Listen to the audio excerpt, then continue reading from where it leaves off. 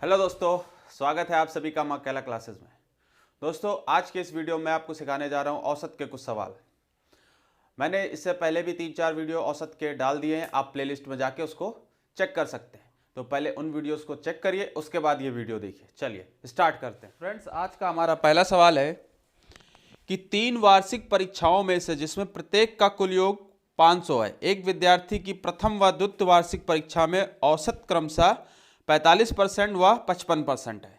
60% का समस्त या समग्र औसत प्राप्त करने के लिए तीसरी वार्षिक परीक्षा में उसे कितने अंक प्राप्त करने पड़ेंगे। तो देखिए, पहला सवाल क्या कह रहा है हमारा पहला सवाल कह रहा है कि एक वर्ष में 3 वार्षिक परीक्षाएं होती हैं, 3 परीक्षाएं होती हैं। तो कह रहा है 3 वार्षिक परीक्षाओं में, ठीक, 1, 2 और 3 परीक्षाएं होनी है, ठीक।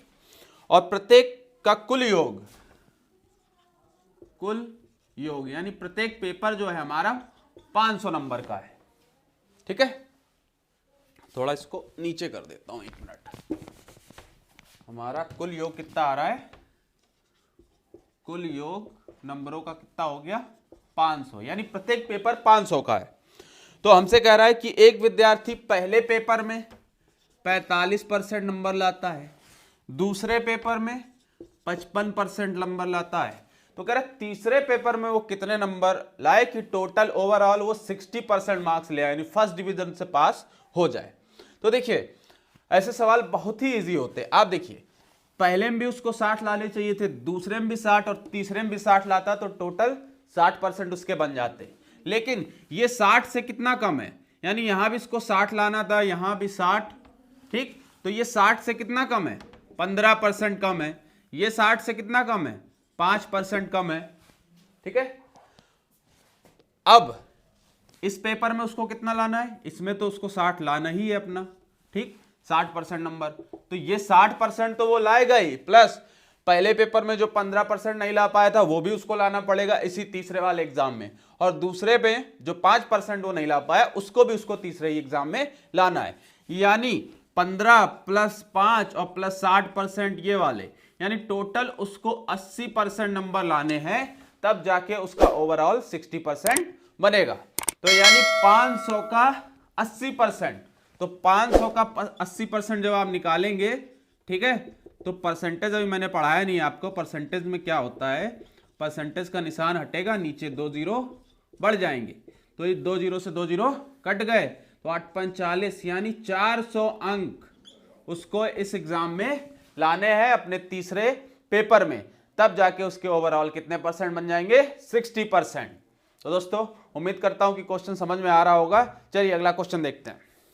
दोस्तों, हमारा दूसरा सवाल क्या कहता है कि किसी छात्र के 10 विषयों का औसत प्राप्तांक 80 है। यदि प्राप्त होने वाली सर्वाधिक और न्यूनतम अंकों को छोड़ दिया जाए तो औसत प्राप्तांक 81 हो जाता है। यदि सर्वाधिक प्राप्तांक 92 है, यानी 92 है, तो न्यूनतम प्राप्तांक ज्ञात कीजिए। देखिए, कह रहा है हमारा दूसरा सवाल कि किसी छात्र के 10 विषयों का औसत प्राप्तांक, 10 विषय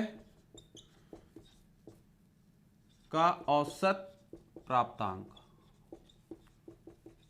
ठीक, 10 विषयों में उसको टोटल मिलते हैं, जो एवरेज है उसका वो 80 है, यानी हर सब्जेक्ट में उसको 80 नंबर आ रहे हैं, अगर मान के चले तो औसत का मतलब, यानी उसके कुल अंक कितने हो गए? कुल 10 विषयों में उसने कितने टोटल अंक प्राप्त कर लिए? तो 800 अंक, ठीक, यानी मार्क्स उसके कितने हो गए? 800, 10 विषयों का अगर हम टोटल कुल निकाले तो। अब आगे हमसे क्या कह रहा है? यदि प्राप्त होने वाले सर्वाधिक और न्यूनतम अंकों को छोड़ दिया जाए, यानी जो एक सबसे ज्यादा मार्क्स जिसमें आए होंगे उसके, और एक जो सबसे कम मार्क्स आए होंगे, उनको अगर हम छोड़ दें, ठीक है। तो पहले हमारे पास 10 विषय थे, अब हमने सबसे ज्यादा वाले को भी छोड़ दिया और कम वाले को, यानी 2 विषयों को हमने छोड़ दिया। तो अब हमारे पास बचे 8 विषय। तो 8 विषयों का औसत कितना दे रखा है उसने दे रखा है कि 8 विषयों, जो 2 सर्वाधिक और न्यूनतम को छोड़ दिया जाए तो औसत प्राप्तांक 81 हो जाता है, ठीक है। तो यानी जो बचे हुए 8 विषय हैं उनका कुल निकाल लिया जाए कि कुल कितने अंक बनते हैं इन 8 विषयों से। 8 एकम 8, 8 8 64, यानी 648 नंबर बनते हैं 8 विषयों के, और 10 विषयों के कितने बनते हैं 800। यानी जो 2 विषय बचे हैं वो कैसे पता चलेगी कि उनमें कितने नंबर आए हैं, तो इस टोटल में से 10 में से 8 वाले को माइनस कर दे, तो कुल बचे हुए 2 विषय, बचे हुए 2 विषय का कुल योग, तो ये हो जाएगा 800 माइनस 648, ठीक है, 8 एकम 8, 8 64, ठीक है। तो ये हो गया हमारा 152। तो यानी जो सबसे ज्यादा अंक जिसमें प्राप्त किए और सबसे कम अंक जिसमें प्राप्त किए, उन दोनों को अगर हम ऐड कर रहे हैं तो 152 बन रहा है, और हमसे वो कह रहा है कि सर्वाधिक प्राप्तांक 92 है, यानी सबसे कम प्लस सबसे ज्यादा बराबर 152 आया। अब सबसे कम वाले का हमें पता करना है, हमने x माना, चलो होगा, सबसे ज्यादा वाला उसने दे रखा है 92 बराबर 152, तो x बराबर 152 माइनस 92 बराबर 60, यानी न्यूनतम अंक उसको कितने प्राप्त हुआ, हमसे ये तो पूछा है कि न्यूनतम प्राप्तांक ज्ञात कीजिए, तो 60 हमारा आंसर हो गया। देखिए इस सवाल में क्या करना था कि 10 विषयों का हमें औसत दे रखा था, ठीक, तो हमने उसका टोटल निकाल लिया, कुल कितना हुआ, तो 800 हुआ। फिर 8 विषयों का उसने दे रखा कि सर्वाधिक और न्यूनतम को हटा दिया जाए तो इतना हो रहा है औसत, तो हमने उससे कुल निकाला, तो ये आया 648।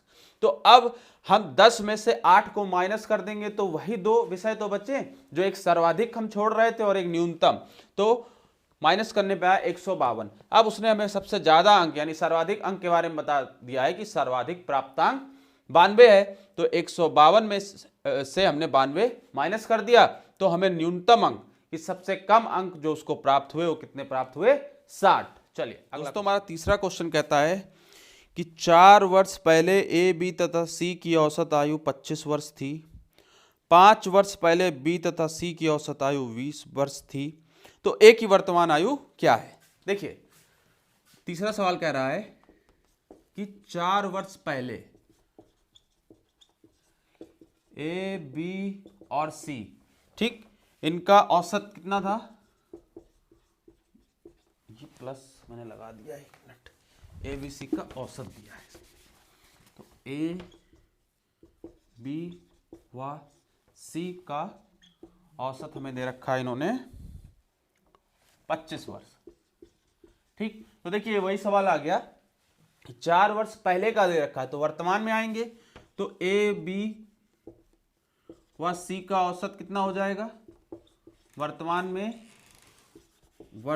में अगर जाएंगे तो 4 वर्ष आगे आना पड़ेगा हमको, तो 4 वर्ष आगे आते हैं, तो 25 में 4 जोड़ दीजिए, 29 वर्ष, यानी वर्तमान में इन तीनों का जो औसत है वो कितना है, 29 वर्ष। अब आगे कह रहा है कि 5 वर्ष पहले बी तथा सी की औसत आयु 20 वर्ष थी, 5 वर्ष पहले बी व सी की औसत आयु उसने कितनी दी है हमें, उसने हमें दिया 20 वर्ष, ठीक है। अब यहां से हम क्या करेंगे, इनकी वर्तमान में आएंगे तो 5 वर्ष आगे आएंगे, तो वर्तमान में बी व सी की औसत आयु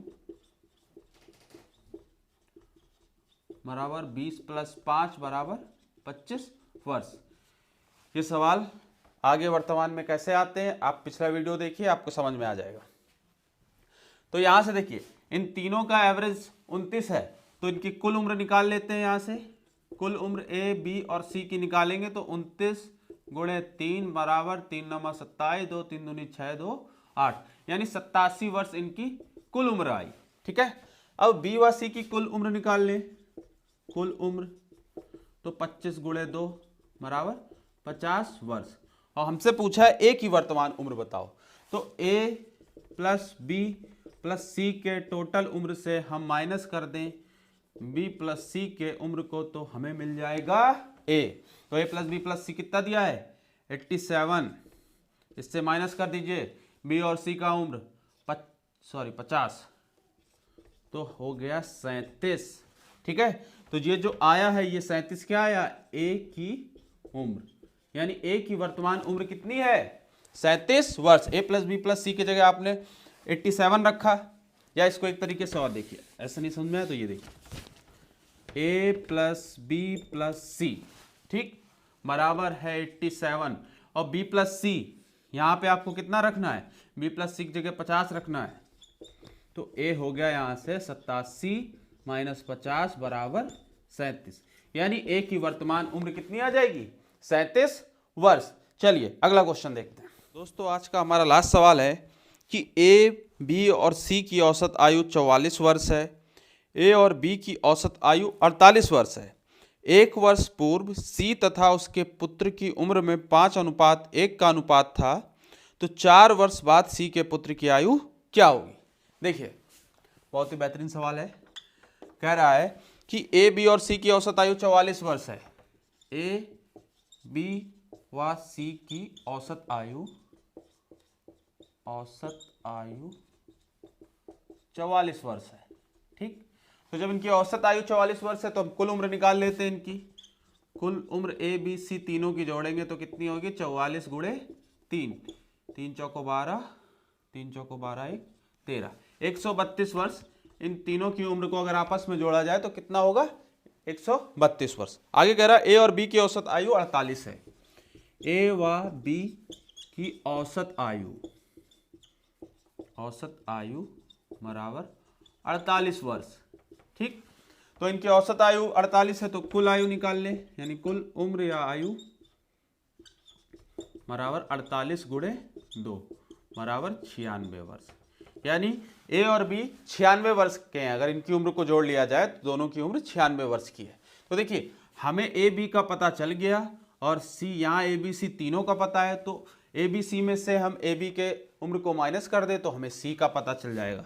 तो यहाँ से हो जाएगा ए प्लस बी प्लस सी बराबर 132 दिया है हमें। ठीक, ये देखिए ये वाली इक्वेशन में ए प्लस बी प्लस सी, ठीक, की कुल उम्र 132। अब यहाँ से ये हमने निकाला था ए प्लस बी का, तो ए प्लस बी की जगह आप रख दीजिए 96 प्लस सी बराबर 132, तो सी की उम्र यहाँ से आ जाएगी 36 वर्ष। 132 से आप 96 माइनस करेंगे तो कितनी आ जाएगी, 36 वर्ष। अब आगे क्या कह रहा है कि एक वर्ष पूर्व, तो एक वर्ष पूर्व सी तथा उसके पुत्र की उम्र में 5:1 का अनुपात था। तो एक वर्ष पूर्व, अभी सी की ये वर्तमान उम्र आई है, वर्तमान में सी कितने साल का है, 36 वर्ष। अब कह रहा है एक साल पहले, ठीक है, तो एक वर्ष पहले सी और उसके पुत्र की उम्र में कितने का अनुपात था, 5:1 का। तो एक वर्ष पहले जाएंगे तो सी की उम्र कितनी रही होगी, 35 वर्ष। अब देखिए अनुपात में, ठीक है, रेशियो में कितनी उम्र है उसकी, 5, और वर्ष में कितनी है, 35, यानी सी जो ये होगा 5 बराबर 35 के। ठीक है, तो एक बराबर यहां से निकालेंगे, 35/5 करेंगे तो आएगा 7। अब देखिए जो रेशियो में अगर हमें उम्र पता है और वास्तविक में हमें पता है कि कितने साल का है, तो उन दोनों को बराबर कर देते हैं। ठीक, तो ऐसे हमें 1 के बराबर पता चल जाएगा कितना होता है। तो 1 बराबर निकला यहां से 7। अब 7 का गुणा 5 में करिए, 7 पना 35, यानी सी की उम्र कितनी निकल के आएगी, 35। और उसके पुत्र की करेंगे तो 1 गुणे 7 बराबर 7, यानी उसका पुत्र 1 साल पहले कितने का है, 7 वर्ष का है। तो हमसे कह रहा है 4 वर्ष बाद सी के पुत्र की आयु बताइए। तो यानी 1 वर्ष पहले वो 7 का है और 4 वर्ष बाद उससे पूछ रहा है, तो उसमें आप 4 जोड़ दीजिए तो आयु आ जाएगी। 4 वर्ष बाद सी के पुत्र की आयु क्या है, तो 4 वर्ष बाद उसकी आयु कितनी हो जाएगी, 11 वर्ष। ठीक, अगर 1 वर्ष पूर्व सी तथा उसके पुत्र की उम्र 5:1 का अनुपात, तो 4 वर्ष बाद सी के पुत्र की आयु क्या होगी, तो कितनी होगी, 11 वर्ष होगी। अगर वर्तमान से जाएंगे तो वर्तमान से अगर जाएंगे तो 8 + 4 बराबर 12 वर्ष हो जाएगी। तो दोस्तों आज के इस वीडियो में इतना ही। उम्मीद करता हूँ वीडियो पसंद आया होगा। अगर पसंद आया तो प्लीज़ इसको शेयर करिए, लाइक करिए, कमेंट करिए, और कोई भी समस्या हो तो आप मुझे मेरे नंबर पे फ़ोन करिए। मैंने नंबर अपने पिछले वीडियोस में दिया है, नहीं दिया है तो फिर से दे देता हूँ। मेरा नंबर है 7309333205। आपको जिस विषय पर भी वीडियो चाहिए, जिस क्वेश्चन पे वीडियो चाहिए, मैं उस टॉपिक पे वीडियो बना के आपके लिए उसको पोस्ट करूँगा। जय मां कैला।